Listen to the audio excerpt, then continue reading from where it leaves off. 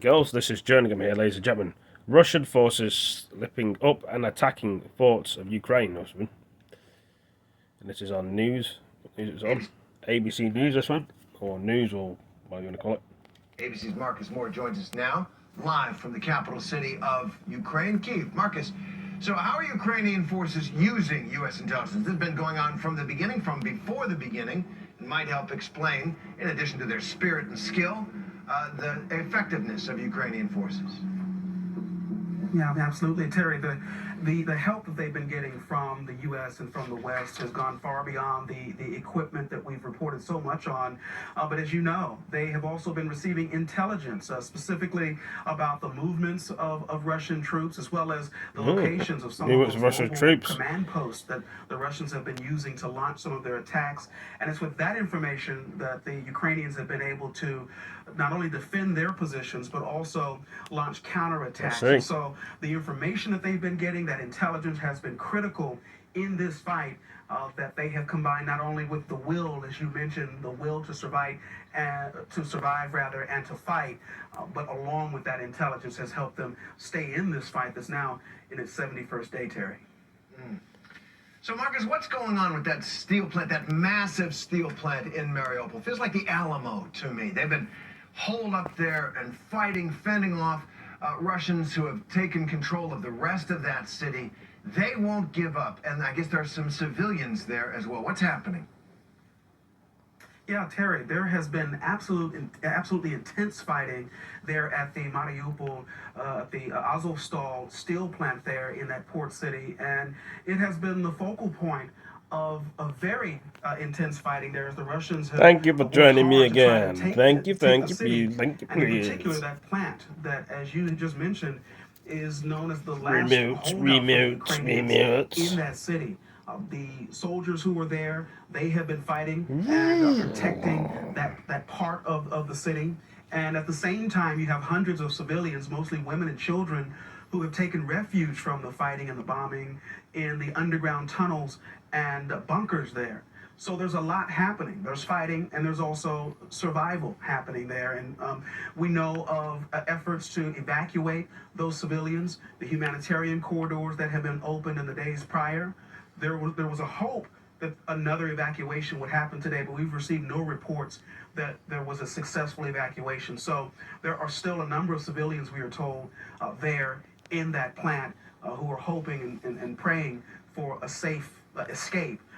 Just yesterday, Kiev, some Ukraine. civilians were able to escape, and the day before that. And so according to the United Nations, Terry, we know that on Wednesday, as many as 300 civilians were able to get out of that plant and reach safety during a negotiated ceasefire.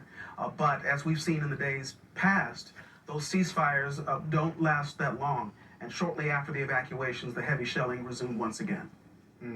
Those few hundred people left out of a city that was the size of Miami. When we look at the pictures, the devastation, it's amazing anyone is left. The deputy mayor of Mariupol claims that some of the city's residents are now being forcibly detained in appalling conditions. Those are his words.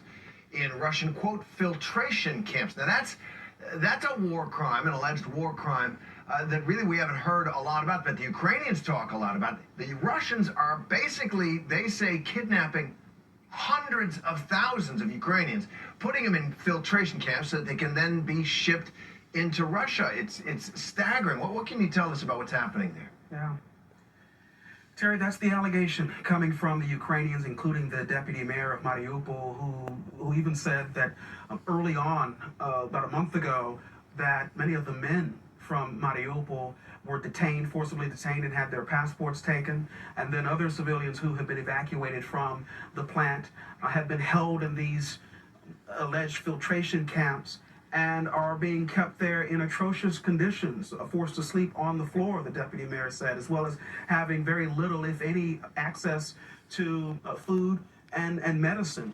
And so those are the accusations that are coming from the Ukrainians, and it certainly does represent they say, the barbaric nature of what is happening, and they want the world to know what is happening to the civilians who escape this plant, or who are, as they say, are forcibly removed from their homes and then taken to Russian-controlled territory.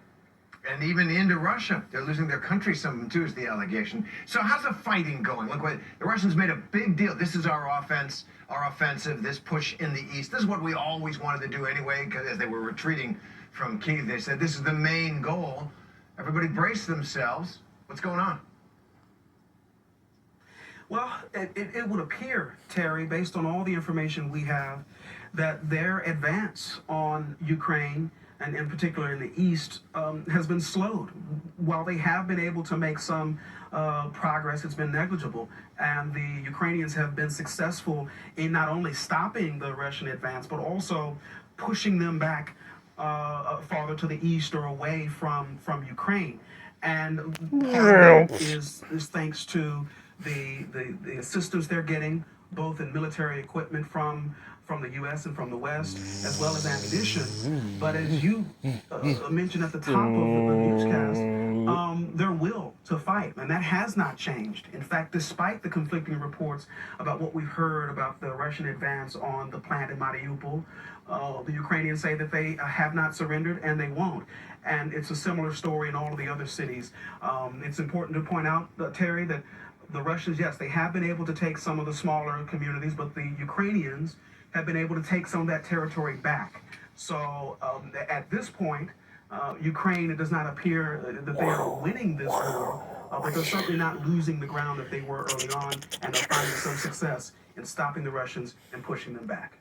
It remains astonishing, really, to see the Ukrainian army having such success. As you point out, they are winning the war, but they are performing in incredible ways. Marcus Moore in Ukraine. Thanks very much for that. But anyway, guys and girls, Hi everyone, George. I hope you all enjoyed that. Give it a like, give it a comment, share it with your friends, and I'll see you in the next video. Thank you for joining me. Peace now.